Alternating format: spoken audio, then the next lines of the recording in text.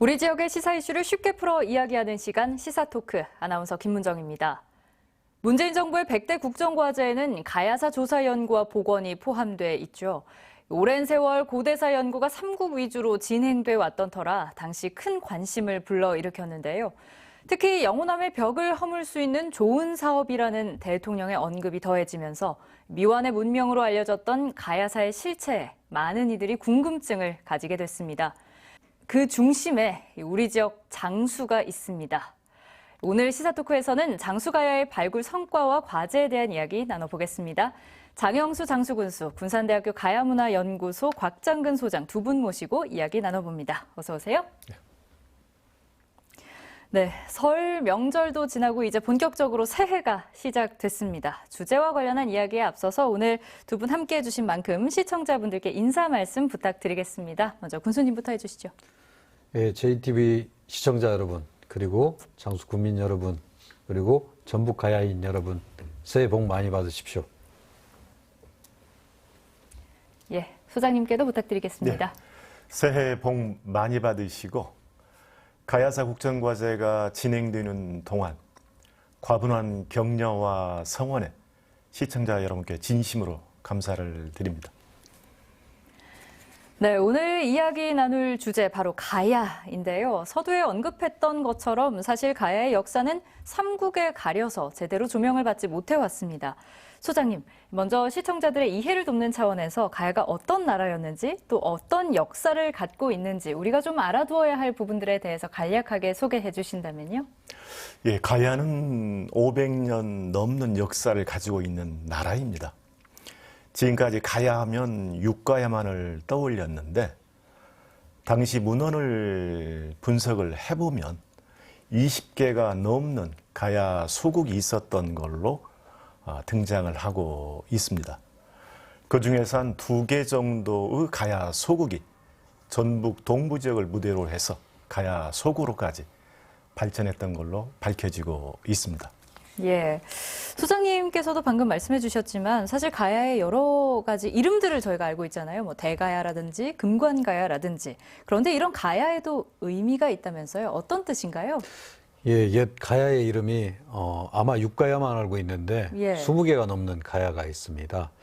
아마 시청자 여러분 잘 아시다시피 우즈베키스탄, 파키스탄 이런 외국 보면 바키의 땅, 누구누구의 땅이 스탄이라는 이름이듯이 가야라는 이름은 아라가야, 소가야, 대가야, 그리고 금강가야 이런 이름에 누구누구의 땅, 누구누구의 성, 누구누구의 마을이라는 게 있었습니다. 근데 그 가야가 백두대간에 오른쪽인 동쪽만 있었다는 게 잘못된 역사이고 서쪽 부분인 백두대간의 서쪽 지금 무진장 고원 그리고 운봉고원에 가야의 예터가 있었다는 게 정설이기도 합니다. 네, 잃어버린 왕국이라 불리는 가야. 사실 가야 역사 자체로만 놓고 보면 삼국에 비해서 잘 알려지지도 않았고 깊이 다뤄지지 못했던 부분들도 분명 있는 것 같습니다.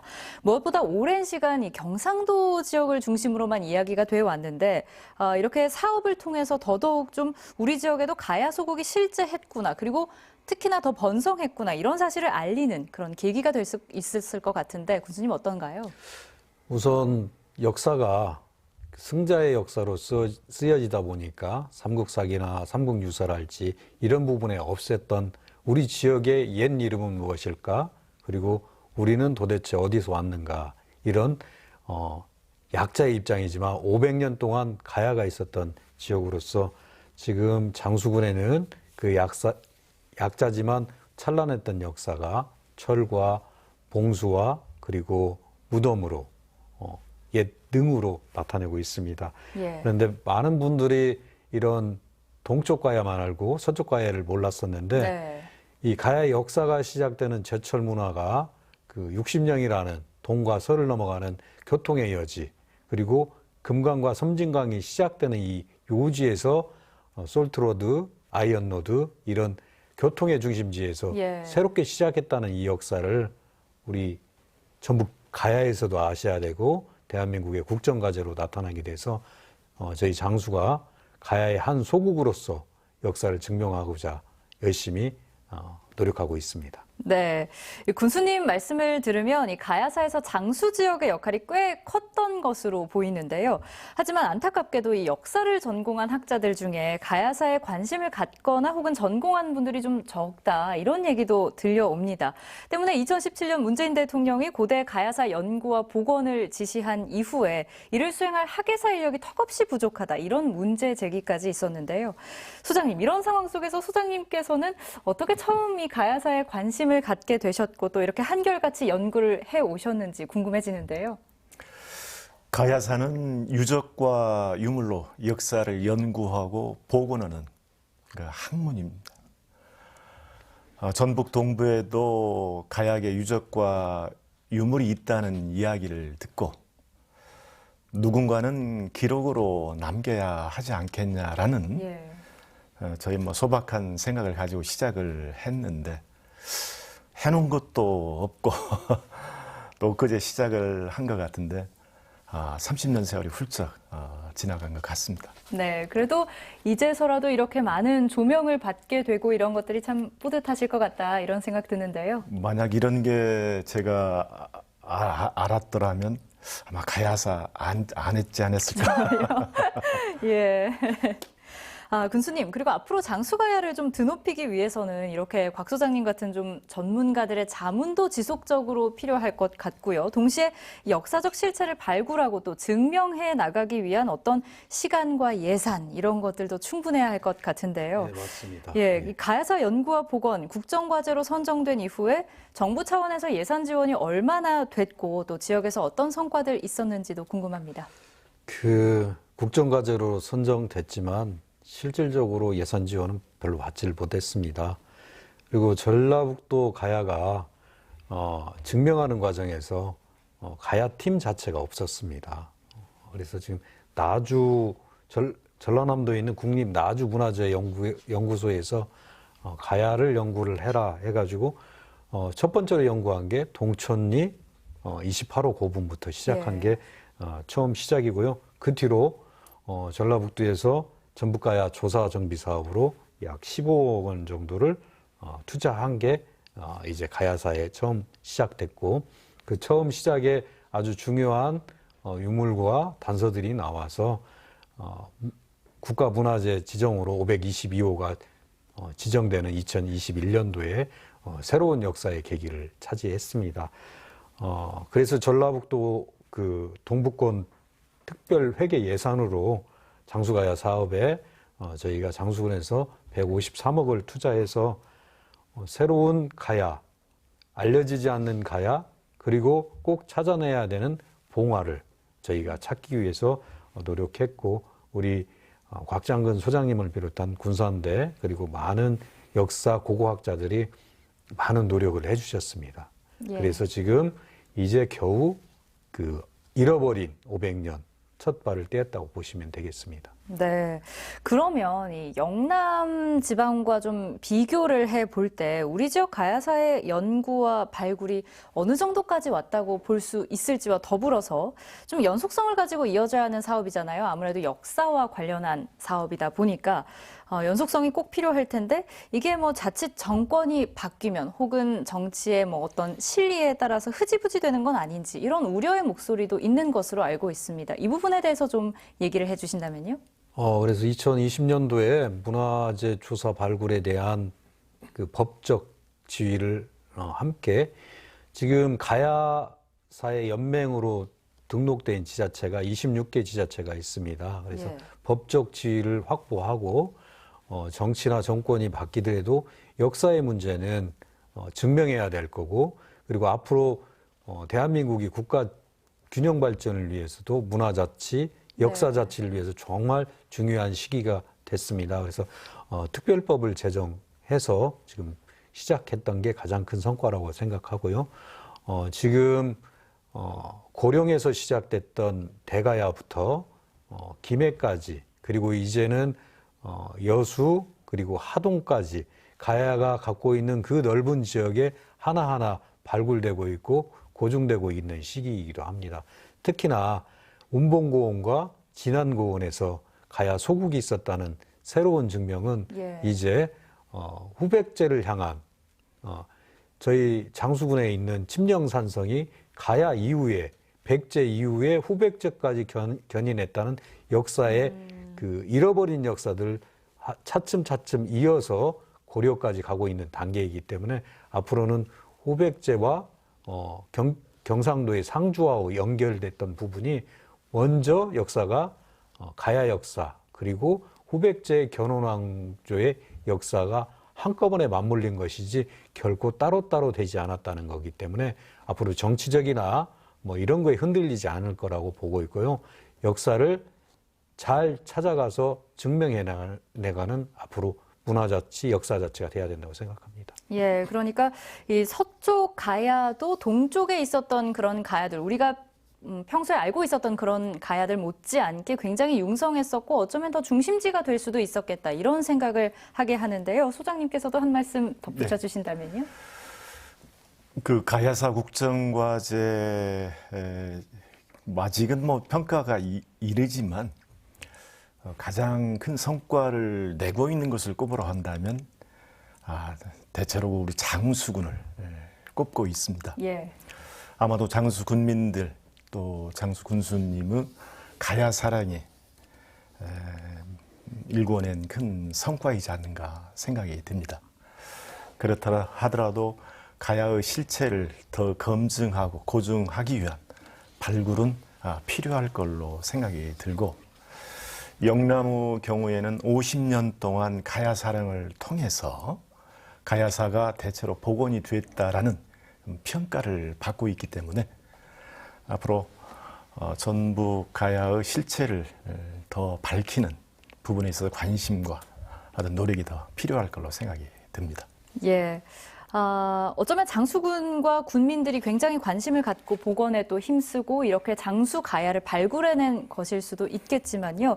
또 어쩌면 이 장수가야가 발굴됨으로써 앞으로 이제 자긍심을 느끼고 좀 살아갈 수 있는 전북 도민들 모두가 그런 계기가 되지 않을까 이런 생각이 드는데요.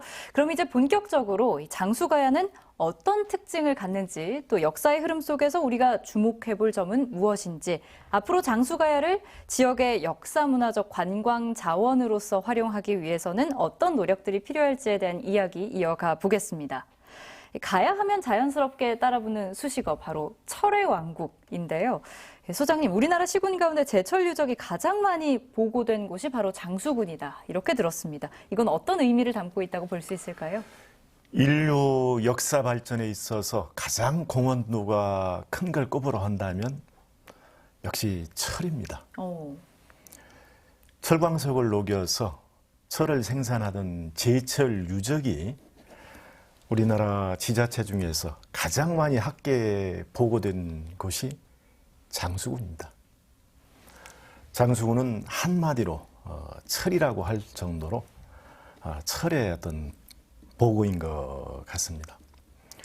예나 지금이나 국력의 원천은 철로 평가를 하고 있기 때문에 앞으로 그 제철 유적에 담긴 역사성을 고증하기 위한 우리의 관심과 노력이 더 필요할 걸로 생각이 듭니다. 예, 방금 이 철이 국력의 원천이다 이렇게 얘기를 해주셨는데요. 이 철광석이 많이 나는, 그러니까 철이 많이 나는 지역이 장수일 뿐만 아니라 이런 기술도 조금 뛰어났다 이렇게 봐도 무방하겠습니까? 예, 제철 유적은 그 세 가지의 핵심 요소가 필요하죠. 예. 하나가 원료인 철광석, 또 하나가 연료인 숯. 왜냐하면 온도를 2000도 내에 올려야 하기 때문에. 그리고 마지막으로 그렇죠. 예. 온도를 2000도 내로 올리는 첨단 기술이 이 세 가지가 다 충족이 되어야 철이 생산이 됩니다. 다행히 장수군의 경우에는 제철 유적에서 필요로 하는 세 가지의 핵심 요소가 다 충족이 된 걸로 확인이 되고 있습니다. 네, 우리가 한국사 시간에 배운 것만 조금 돌이켜봐도 가야는 중앙 집권적인 국가 형태는 아니지만 500여 년간 굉장히 독특한 형태로 고대 문명 사회를 이루어왔고 철기로서 그 문화를 꽃피웠다 이렇게 말해도 과언이 아닌데요. 군수님, 그중에서도 특히 장수에서 이렇게 가야 유적, 철기 유적이 대량으로 출토될 수 있었던 이유 무엇일까요? 일단 전기가야는 김수로 왕이 갖고 있는 김해는 조그마한 동네에서 시작했고 철의 소비가 그렇게 크지 않았습니다. 청동기에서 철로 넘어가는 새로운 테크노밸리, 그러니까 새로운 신문명이 나타났는데 수요가 늘어날 거 아닙니까? 네. 그 철을 따라서 대가야와 그리고 우리 반파가야를 넘어왔다는, 가장 아까 교수님이 말씀하셨던 철의 생산지를 따라서 제철인들이 넘어올 수밖에 없지 않습니까? 예. 그래서 소연맹을 만들어야 되는데 철을 만들려면 가장 필요한 철광석과 그리고 금방 말씀하셨던 목재가 있는 숯, 그리고 그걸 운반하기 위한 물, 이게 다 준비된 데가 바로 장수군이고 240개의 제철 유적이 그걸 증명해주고, 한마디로 그 당시에 장수가 포항제철을 갖고 있었다. 그러니까 가장 예. 가격으로 따지면 가장 돈이 많이 되는 철편을 가지고 있었다. 그 증명이 편자라고, 요즘은 자동차 하면 가장 중요한 그 운송 수단이지 않습니까? 네. 옛날에 가장 중요한 운송 수단은 말이었습니다. 말이 그냥 걷는 게 아니고 말의 신발, 그게 가장 최첨단 기술이었는데 그 편자를 최초에 생산한 게 바로 장수니까 전기가야에서 할 수 없었던 그 소시나 농기구를 만들었다면 이제는 운송수단에 철을 만들고 무기를 만들었던 이 철의 집산지, 그러니까 60령이라는 남과 동과 서를 넘어가는 백두대 간에 철의 집산지가 있었다. 그리고 그 가장 중요한 부의 상징인 철이 바로 장수군에서 제철 유적으로 나왔기 때문에 장수군이 가야의 후기 가야의 가장 큰 국가가 되지 않았을까, 소국으로 발전하지 않았을까가 지금 역사적으로 비정되고 있다고 보면 됩니다. 예, 그러니까 철기 문화로 넘어오면서 자원, 그리고 기술, 교통까지 아주 최적의 요건을 다 장수가 갖추고 있었다. 이렇게 봐도 되겠죠? 예, 맞습니다. 예. 전북 동부권에서만요, 제철 유적지 690곳, 그리고 관련 유물 또한 1000여 점이 발굴돼서 사실상 4개 이목이 집중됐다. 이런 기사도 있었는데요. 소장님, 구체적으로 어떤 철기 유물들이 이 전북 동부권 지역 그리고 장수에서 발견이 되었는지, 또 장수가의 유물임을 확인할 수 있는 어떤 특징적인 부분이 있는지에 대해서도 좀 알려주신다면요. 예, 철 제품은 지금 우리가 평가한다면 반도체와 그 의미가 같습니다. 예. 군수님 말씀하신 편자, 즉 말 발구, 철 제품의 으뜸이라고 평가를 받고 있지요.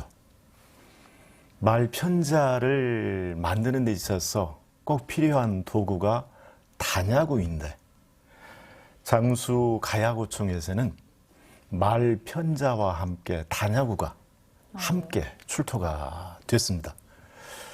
모든 가야 영역으로 놓고 봤을 때 장수군이 유일합니다.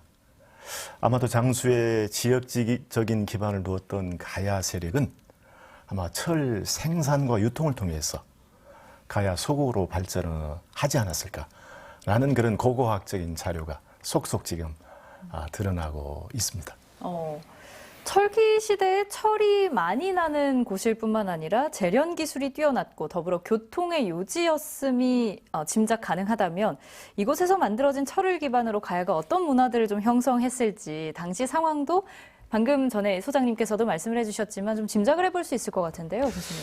요즘 말로 하면 명품이 있었죠. 그러니까 중국 당나라, 양나라 이런 데서 중국에서 유행하던 오색 옥이랄지 팔찌랄지 이런 게 장수에 있는 동천리 고분이나 삼복리 고분 등에서 출토되고 있습니다. 예. 그 뭐냐면 철을 팔아서 그 무덤에 묻힌 분의 장신구랄지 그러니까 귀걸이랄지 이런 게 나오고 있다는 건 그때의 사회상과 문화상을 볼 수가 있고, 장수군에 있는 그 철로 된 장군 칼이랄지 이런 부분은 지금 누가 그걸 만들 수 있을지, 그 철의 온도랄지 그다음에 편자를 만드는 그 기술이랄지 이런 거는 아까 교수님이 말씀하셨더니 최첨단 하이테크 ICT 반도체를 갖고 있는 예. 거니까 그 무덤에 부장품들이 나온 걸 보면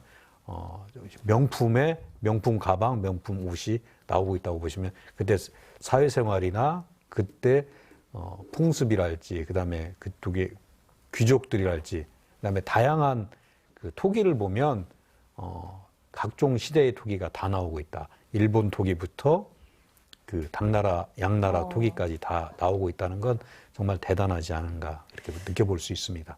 그러니까 어떻게 보면 다른 나라와 교역이 그렇게 활발한 글로벌한 어떤 네, 그런 상상이 지역이 아니었나. 가십니까? 예. 백두대간에 해발 600m 이 시골 오지가 산 곳곳에 저 수나라 당나라 땅에 있었던 곳과 일본에 있었던 유물이 나온다는 건 그 교류가 배로서 등짐으로써 날려졌다는 건 대단한 부를 상징할 수 있다고 볼 수 있습니다. 그러니까 사실 쉽게 상상이 가지 않는 게 산 넘고 물 건너서 교역이 이루어진 거잖아요. 그렇다는 말은 사실 그 당시에 이 장수가의 권력이 굉장히 대단했다. 이런 의미도 갖고 있지 않을까 이런 생각이 드는데 소장님 어떠세요? 예, 충분히 뭐 설명이 가능하지요. 장수 가야 고문에 출토된 유물을 딱 모아보면 한마디로 이 전국구입니다. 전국에서 내놓으라는 명품 유물은 전부 장수로 다 집계를 했다고 해도 과언이 아닙니다. 좀 더 구체적으로 말씀을 드리면 삼국시대 박물관 또는 요즘으로 말하면 이제 명품 백화점을 만들 정도로 으뜸 유물이 장수에 모여들었다는 얘기가 되겠는데 당시의 경제는 물물 교환입니다. 물건을 가지고 가서 물건을 바꾸는데 철산지의 경우에는 철을 필요로 하는 소비자가 자기의 최고의 물건을 가지고 철산지를 방문해서 철로 이제 바꿔가게 되는데 아마도 그런 이야기를 우리 장수가야가 담고 있지 않을까라는 생각을 해보는데 이제 막 발굴해서 그런 모습이 드러나고 있는데 앞으로가 더 기대가 되는 부분이 바로 장수가야의 철 이야기입니다. 예. 이 제철 유적과 더불어서 주목할 만한 또 하나의 유적이 있는데요. 바로 고분입니다. 군수님, 장수군에 현재 가야 고분이 몇 기나 있는지, 분포가 어떻게 되는지 설명해 주신다면요. 그 부족 연명체 조그만 초기에 그 왕릉급이 45개 정도 되고요. 예. 그다음에 뭐 장군이랄지 귀족 뭐 이런 걸 다 하면 한 240기가 현재 분포대에서 나타나고 있습니다. 그러니까 왕릉급이 45개라는 거는 경주를 옮겨놓은 거라고 생각하시면 됩니다. 이게 지금 현재 발굴 중이고 있는데 이게 잘 발굴된다고 하면 1500년 전에 그 초기 왕릉에 대한 첫 역사의 단초를 여기서 보실 수 있다. 이렇게 보실 수 있으면 되겠습니다. 그만큼 정말 어마어마한 세력이 이곳에 있었다. 이렇게도 보여지는데요. 고분은 그 형태나 크기도 물론 중요하지만 그 안에서 출토된 유물이 더욱더 중요한 의미를 갖는다. 이렇게 알고 있습니다. 수장님, 장수에서 발견된 고분만의 특징은 어떤지 또 출토된 유물 가운데 우리가 주목해서 봐야 할 점 어떤 것들이 있을지 말씀해 주신다면요. 역시 장수만의 이제 고분 이야기가 풍부하죠. 봉분의 평면 형태가 원형이 아닌 장타원형을 띠고 있고 일제강점기 때 도굴의 피해가 워낙 심해서 유물의 출토량은 많지 않지만 그래도 출토된 유물 자체는 우리 발굴단을 깜짝 놀라게 할 정도로 대단한 유물이 많이 출토가 되고 있습니다. 네. 군수님께서 말씀하신 말편자는 가야고총에서 유일하게 장수에서만 출토가 됐고 아까 말씀드린 다냐구 전국의 어떤 명품 그 토기를 다 모았고 뭐 금제 귀걸이해서 고분뿐만 아니라 유물로 담아내는 장수가야 이야기는 한마디로 역동적입니다. 그리고 무엇보다 중요한 게 또 한 가지 있습니다. 바로 봉화인데요. 군수님, 장수를 이 봉화 왕국이다 이렇게 부르기도 한다던데 이 봉화가 단순히 통신수단으로서의 성격을 좀 뛰어넘는 그런 것이었다면서요? 처음에 통신이라는 건 국가가 위기를 그러니까 국가를 만드는 통신체계나 데이터를 가져야 되는 운명이었는데 대한민국 역사에 보면 봉화가 운영된 건 봉수의 초기 운영된 건 고려시대 공민왕 때라고 합니다. 예. 근데 그 고려보다 500년 전에 봉화가 있었다는 건 국가가 운영되고 있었다는 뜻입니다. 특히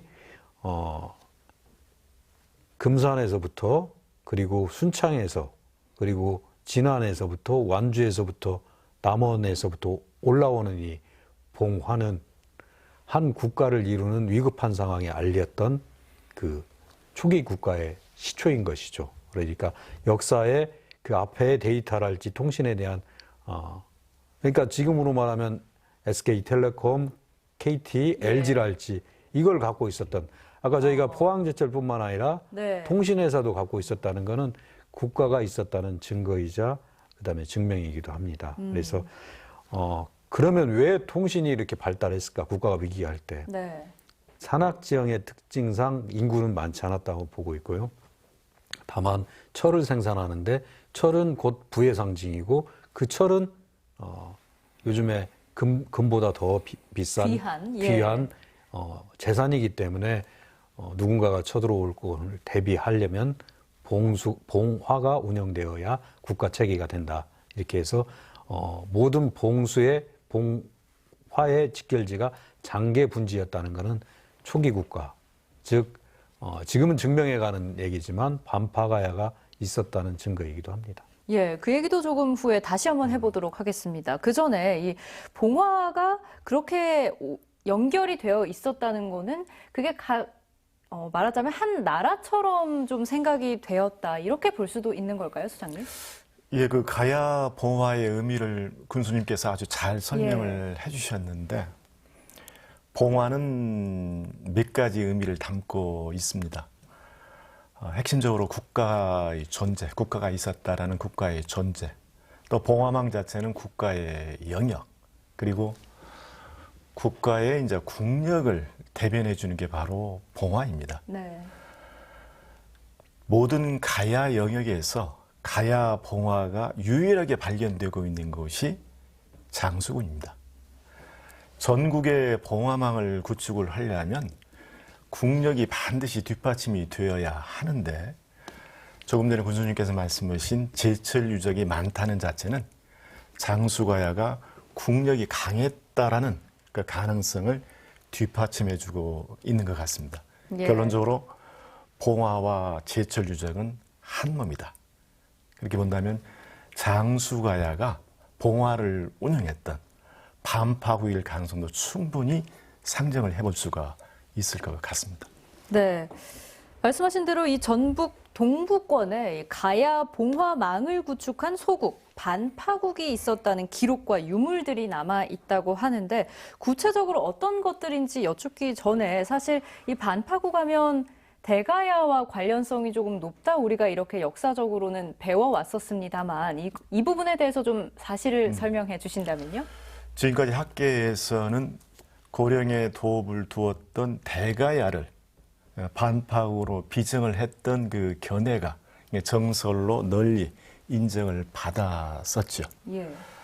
그런데 반파국의 상징, 즉 아이콘을 꼽으러 한다면 역시 봉화예요.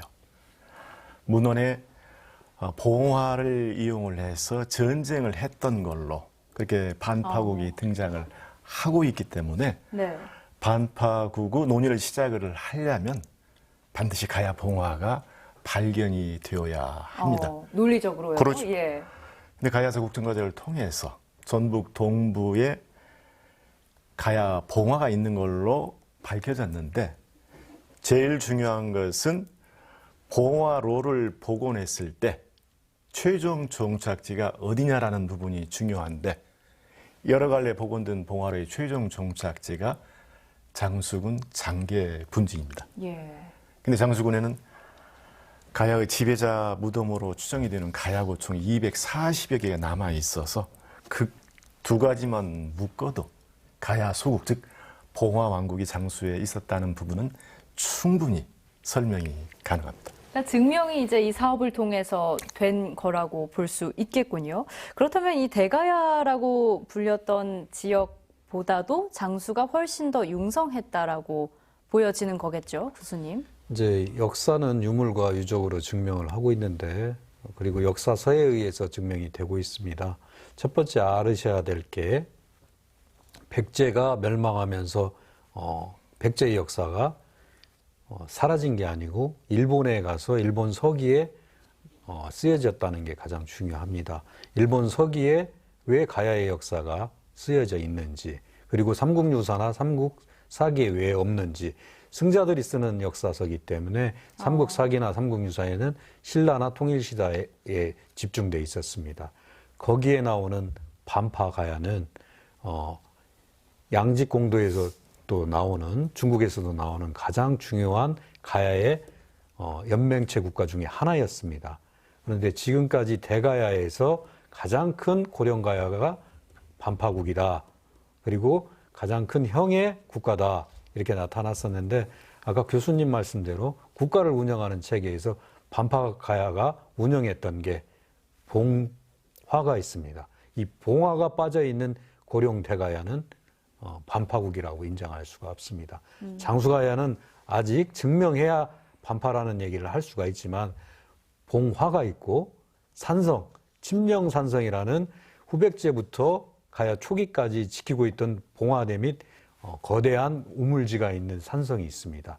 지켰던 산성과 봉화와, 그리고 봉화가 연결된 끝 지점이 장계분지라는 진안고원의 가장 중심지에 있었던 장계분지가 금산과 완주, 다른 지역에서도 함께 올라왔던 분지가 있었다는 것, 바로 반파일 것이다 하고 아직까지는 추정하고 있지만, 더 연구하고 나눠본다면 반파국이 어디였는가는 그때 증명할 수 있다, 이렇게 생각합니다. 특히 가장 여기서 뜨거운 일은 백제와의 전쟁, 3년 전쟁 동안에 가장 치열하게 싸웠기 때문에 반파라는 이름이 전쟁만 한 역사가 있지 어디였던 거가 나오질 않습니다. 우리 그 동북권에, 전라북도 동북권에, 즉 백두대간의 서쪽 가야 운봉과 장수는 하나의 백두대간으로 연결되어 있는 소형제 국가로서 하나를 지켜야겠는 그 역사의 전쟁에서 3년 전쟁을 반파가야가 했다. 이게 역사적인 사실입니다. 그리고 그 전쟁에 져서 그 가야가 없어졌다. 그거가 증명할 수 있는 게 바로 역사서, 그리고 봉화, 그리고 산성, 그리고 길까지, 물까지 다 나타났다고 보면 됩니다. 예. 참 백제와 함께 반파국이 안타까운 역사를 조금 품고 있었던 것도 같은데, 하지만 이렇게 많은 가야 유산이 확인되고 있는 만큼 두 분도 말씀해 주셨지만 장수 부근이 당시에 이제 가야의 수많은 연맹 왕국 가운데 하나로서 또 특히나 그 중심으로서 존재하지 않았을까, 그에 대한 증거가 아닐까 하는 합리적 의심이 드는데요. 어느 정도의 위상을 갖춘 국가였을지, 혹여 기록에 남아있는 옛 지명이 있을지도 궁금한데요, 군수님. 일단 교수님한테 물어봐 주시는 게 좋겠습니다. 예, 그러면 교수님께서 먼저 좀 설명을 해 주신다면요. 네. 정확한 걸로 해서. 예, 그 반파국의 위치 비정은 역사고고학의 범주에 속합니다. 문헌의 내용을 유적과 유물로 증명이 되면 학계의 논의 시작이 가능하고, 논의된 내용을 토대로 해서 결론 도출도 가능합니다. 지금까지는 발굴이 미진해서 봉화 관련해서 논의가 학계에서 활발하지 못했는데, 다행히 군수님께서 발굴을 많이 지원을 해주셔서 전북 동부 120여 개소 가야 봉화의 실체가 정확히 파악이 됐습니다. 네. 일관되게 봉화에서는 6세기를 전후한 시기의 가야 토기만 출토가 됐습니다. 즉 문헌의 내용을 유적과 유물로 다 증명을 해 주었기 때문에 종래 장수가야라는 임시 용어로 우리가 사용을 해 왔는데, 이번 발굴 성과를 토대로 해서 장수가야를 문헌 속 반파국으로 비정해도 충분히 고고학적인 자료는 넉넉합니다. 다만 말씀하신 그 지명 관련해서는 발굴도 이제 시작이고 예. 또 발굴 성과를 또 하나로 묶는 그런 연구도 아직 미진하기 때문에 우리가 관심을 갖고 연구가 진행이 된다고 한다면 기대 이상의 모든 성과가 나올 걸로 생각이 듭니다. 예. 제가 왜 확실한 지역을 아직 말씀 못 드리냐면 지금 현재 옛 지도에서도 나오고 있고 그리고 고령가야랄지 대가야 쪽과의 경계선 그리고 함양 쪽과의 경계선 이런 게 아직 정확히 네. 나타난 바가 없어서 어쨌든 조심스러운 거고요. 그다음에 그때 당시에 가야 소국은 요즘으로 말하면 26개 지자체가 이렇게 연맹으로 돼 있기 때문에 어디에서 어디까지라는 걸 아직은 지금 단언할 수가 없는 시기입니다. 그래서 반파국이 있었고 이거에 대한 지금 역사의 국정과제를 하나씩 만들어가고 증명해가는 시간이기 때문에 지리적인 중요한 부분은 아직은 다 증명된 다음에 말씀드리겠습니다. 네. 뭐 제가 좀 더 종래학회에서는 경북 성주 또 고령, 이제 고령이 이제 대가야읍으로 이제 이름이 바뀌었는데 거기에 두 곳을 이제 반파국으로 비정했던 견해가 널리 지지를 받았었죠. 예. 근데 안타깝게 아직까지도 그것을 고고학적으로 증명해주는 가야봉화가 발견이 되고 있질 않습니다. 고령 지역에서 말씀이시죠? 고령뿐만 아니라 성주에서도 마찬가지죠. 예. 그런데 장수에서는 가야 어떤 봉화망뿐만 아니라 봉화의 핵심은 봉화의 구조와 함께 봉화 체계이거든요. 그런데 가야서 국정과제 기간 동안 활발한 발굴을 통해서 봉화의 구조뿐만 아니라 봉화 체계까지도 밝혀졌는데 일관되게 장수와 관련된 결론이 나오고 있습니다. 그래서 네. 뭐 지금 단계에 있어서는 문헌의 연구 성과와 고고학적 자료를 접목시켜서 반파국의 또 다른 어떤 연구가 시작되어야 할 것으로 그렇게 생각이 듭니다. 네. 또 한 가지 계속 언급돼 왔던 얘기입니다만은 상대적으로 전북 가야사에 대한 연구와 고증이 조금 늦어진 건 사실이잖아요. 그래서 치밀하고 엄격한 고증 그리고 또 확실한 발굴 또 증명할 거리들 만드는 것이 굉장히 중요한 과제가 될 것 같은데 국정과제 기간 동안 두 분 역시 마음이 참 급하실 것 같아요. 왜냐하면 앞으로 해 가야 할 것들이 너무나도 더 많기 때문에 군수님 어떻게 보시나요? 어떻게 생각하시나요? 일단 그 500년, 1500년 전 역사를 찾아가는 길 그리고 지금까지 가야는 영남에만 있었다는 영남 중심의 가야 이런 하나하나를 헤쳐나가야 되는 길이 일단 대통령이 그 100대 국정 과제로 아젠다를 던져주셔서 감사하지만 서둘른다고 되는 건 아닐 것 같습니다. 그래서 차분하게 법적 지위를 획득해 가면서 그리고 세계문화유산에 등재하면서 우리가 찾아가야 될 것 그리고 지금 보면 일본 서기를 바탕으로 지역 내 일본인들이 와서 도굴해 간 문화재가 많습니다. 이 문화재를 다시금 제자리에 찾아갖고 오는 문제 국가와 국가에 간의 문제도 아직 많이 남아 있습니다. 그래서 앞으로 지역민들의 소득 증대 그리고 관광사업 그리고 문화자치로서의 그리고 가야시티라는 메가시티를 만들어서 함께 할 수 있는 영역을 영호남이 함께하는 화합과 소통의 길을 만들어 가야 되는 그런 여러 가지 얘기를 갖고 있기 때문에 마음은 급하지만 해야 할 일은 천천히 그리고 꼭 이루어야 될 일이라고 생각합니다.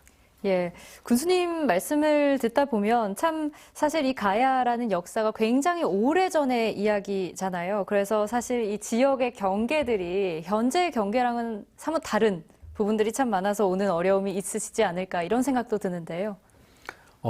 지금 시장군수협의회가 있거든요. 26개 시장군수협의회가 이제 이거는 문화자치로 서로 간의 문화로 하나의 문화, 가야의 문화로 지금 민주주의가 자치문화, 지역 자치 이렇게 가고 있다면 이제 문화자치를 함께 해야 된다. 인구 소멸로 다 같이 지금 가야의 그 문화를 갖고 있는 자치단체들이 힘들고 있거든요. 하지만 옛 철의 융성함과 그 옛 문화의 첫 시작이 시작됐던 것처럼 이제 전기 가야 후기 가야 따질 거 아니고 영남의 가야 호남의 가야를 넘어서 이제 문화 자치를 이루어서 아까 특별법을 바탕으로 한 조례랄지 그리고 계속되는 지원을 위한 예산 확보 이게 가장 중요하다고 생각합니다. 예, 국정과제 기한 동안 또 어떤 것들을 이루어 나가실 수 있을지 교수님께도 똑같은 질문 여쭙겠습니다. 먼저. 예. 예, 장수과의 연구나 발굴은 이제 시작 단계라고 할 수 있습니다. 이번 국정과제를 통해서 드러난 성과를 토대로 해서 학계에서 관심을 갖고 장수가야가 반파으로 복원될 때까지 발굴을 통한 검증 및 고증이 더 활발하게 좀 진행이 됐으면 하는 바람을 가지고 있고 예. 중요한 것은 역사 복원은 시간과 또 많은 그 예산이 뒷받침이 되어야 하기 때문에 연속성, 지속성 굉장히 중요합니다. 그런 목적을 가지고 반파국이 학계에서 또 아니면 우리 시청자들한테 인정을 받는 그 날까지 최선의 노력을 다해야 할 걸로 생각이 듭니다. 예, 교수님께 좀 믿고 기대해 보겠습니다. 이번 국정과제의 가장 큰 의미 가운데 하나는 군수님께서도 좀 전에 말씀해 주셨지만 바로 영호남의 화합입니다. 근현대사를 거쳐오면서 사실 영호남 간의 뿌리 깊은 배척만을 봐왔던 영호남이 가야를 통해서 서로를 다시 보게 됐는데요.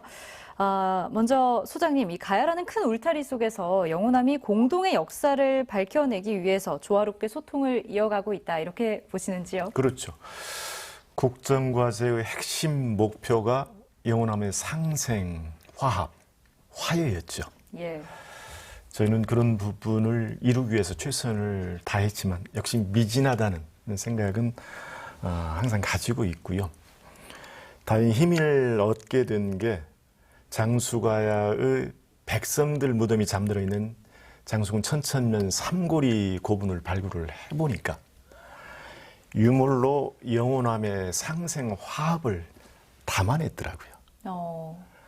아마 그런 그 발굴 성과는 대단히 중요한 그 시그널을 우리한테 전해주고 있는데 그런 부분에 역사의 생명력을 불어 넣어서 국정과제 끝난 이후에도 우리 학계에서 많은 관심을 갖고 노력을 하게 된다면 우리가 그토록 영원하고 바라는 영원함의 상생화에는 저는 충분히 가능하다고 생각이 듭니다. 예, 군수님께도 똑같은 질문 여쭙겠습니다. 어떻게 보세요? 이제 가야 문화를 중심으로 역사 유적을 함께하는 지구를 만들어 가야 됩니다. 영호남이 함께할 수 있는 길, 그 길은 문화와 역사로 함께 해야 된다. 지금까지 보면 백제 역사가 충청남도와 전라북도가 연결해서 한 몸으로 유적지구가 형성돼 있고 저쪽에 신라를 보면 부산, 울산, 경주가 또한 그렇게 신라 유적지로 연결돼 있다고 하면 이제 60년 너머의 함양, 함안, 합천 등과 함께 전북가야가 형성돼 가고 있는 무주, 진안, 장수, 금산, 순창까지 아울러지는 역사 브랜드로서 영남과 호남이 함께하는 가야문화 역사지구로 묶여지어서 이제 역사로, 문화로 한대되는 그런 브랜드로 영호남이 이어져야 되고 그 중심에는 영호남이 화합할 수 있는 그 길 위에 있다고 생각합니다. 바로 백두대간의 중심인 60령의 산악 정원이랄지 가야 문화유사 제도랄지 이런 거를 함께 담아서 영남의 가야와 호남의 가야는 어떤 게 다르고 어떤 게 같은가, 제철 문화는 어떻게 함께 해 가야 되는 게 맞고 그 시절에 치열했던 신라와의 전쟁과 백제와의 전쟁에서 약자와 승자와의 싸움, 그리고 더 나아가서 백제 이후에 후백제와 연결되는 경북 성주에서 넘어왔던 후백제와 상주에서 넘어왔던 후백제와 전주에서 융성했던 후백제 견훤왕의 중심까지도 이어져 가야 된다고 생각합니다. 이게 역사가 처음 말씀드렸지만 수레바퀴가 떨어져 있는 게 아니기 때문에 우리 가야 문화 유적으로 영원함이 함께 되고 새로운 문화 자체를 열어야 된다고 생각합니다. 예, 가야 문화 역사지구라는 새로운 어떤 역사 브랜드가 되어야 한다 이렇게 말씀해 주시면서 앞으로의 관광 자원을 어떻게 활용할지 얘기해 주셨는데요. 어찌 보면 스토리를 녹여내는 게 굉장히 중요하겠다 이런 생각이 듭니다. 맞습니까? 예, 맞습니다. 예. 또 한 가지 지역 먹거리와의 연계 계획도 있다고 들었는데 지역 간의 소통뿐만 아니라 지역 내에서는 이런 관광 자원, 문화 자원으로서 어떻게 활용할 계획이신지 이런 부분도 여쭙겠습니다. 장수하면 다 아시다시피 한우, 장수하면 사과 이렇게 저절로 떠오르는데 60령을 중심으로 하면 장수하면 가야, 장수가야 한우 먹고 사과 먹고 가야보지 이런 한 문장으로요. 한 문장으로 예. 나타낼 수 없는 그런 깊은 문화와 특히 60령이라는 걸 계속 제가 강조하는데 네. 60령의 이름이 60명이 모여서 등짐을 짓고 넘어가는 그만큼 가장 비쌌던 제철에 상단을 끓이는데 60명 이상이 모여서 넘어가야 되고 산적도 있었고 다양한 먹거리도 있었다는 이런 다양한 스토리도 있기 때문에 그냥 눈으로만 관광이 될 수는 없지 않습니까?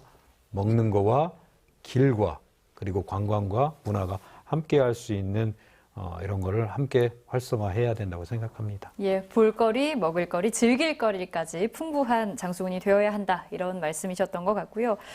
소장님께서는 오랫동안 가야사에 몸담아 오신 만큼 애정도 참 깊을 것 같습니다. 앞으로 가야사 연구와 발굴 어떤 방향으로 가야 할지 또 군수님께서 말씀해 주셨지만 지역 관광과 어떻게 어우러지면 좋을지 이에 대해서 말씀해 주신다면요. 예, 흔히 문화재는 그 진정한 그 의미가 보존과 활용이라고 이렇게 얘기를 하고 있는데 가야사 국정과제를 통해서 가야 유적의 실체가 파악이 됐기 때문에 앞으로 그 역사 문화 관광 자원으로 활용을 해서 장수군뿐만 아니라 이 전북 전라북도 어떤 미래 발전에 큰 원천, 동력으로 삼았으면 하는 바람을 가지고 있고요. 최근에 장수군에서 정비 복원을 마친 장수 동촌리 고분군, 군수님이 말씀하신 국가사적인데 거기를 다녀간 답사팀들은 한결같이 말씀을 하십니다. 가야의 으뜸이다. 가야의 랜드마크로 충분하다. 네. 최고다. 그런 찬사를 아끼지 않고 있기 때문에 우리가 좀 인식, 생각을 조금 전환해서 가야문화유산을 우리가 잘 활용할 수 있는 계획을 또 세워 나간다면 역사 복원을 뛰어넘어서 우리 전북 발전에 크게 기여하지 않을까라는 생각도 가지고 있습니다. 예. 오늘 장수가야의 발굴 성과와 과제에 대해서 살펴봤는데요. 마지막으로 두 분 마무리 발언 들으면서 오늘 이 시간 마무리하도록 하겠습니다. 먼저 군수님부터 해주신다면요. 장수가야를 우리 동촌리 고분군 그리고 삼봉리, 삼고리 고분군, 노아리 고분군 등 장수 자체에서도 흩어져 있는데 잘 복원하고 잘 증명해서 장수가 반파였던 그리고 풍성했던 옛 역사를 찾아서 장수 군민의 자긍심과 전북 도민의 자긍심을 한층 더 높이도록 노력하겠습니다. 고맙습니다. 예, 소장님께서도 이 가야사 연구에 앞장서 오신 만큼 마무리 발언 통해서 저희 하고 싶은 말씀 해주시죠. 우리가 그토록 중요하게 얘기했던 백두대간은 전북가야의 보금자리였습니다.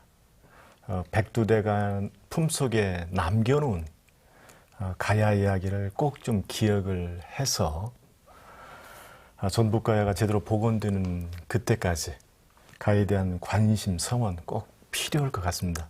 마지막으로 역사는 기억하는 자의 몫이라고 했는데 우리 장수가야가 반파국으로 복원되는 그날까지 가야에 대한 많은 격려, 당부드리고 싶습니다. 예, 깊은 울림이 있는 두 분 말씀이었습니다. 1500년 전 험난한 백두대간을 넘어서 새로운 터전에 문명의 씨앗을 심은 철의 왕국 가야. 이제 가야에 숨겨지고 또 잊혀졌던 퍼즐 조각을 맞추는 일은 우리의 중요한 과제로 남았습니다. 모두의 노력을 통해서 그 이야기가 멈추지 않는 철의 울림으로 또 시들지 않는 봉화의 불꽃으로 재탄생하길 기대해 봅니다. 오늘 시사토크 여기서 마칩니다. 함께해 주신 여러분 고맙습니다.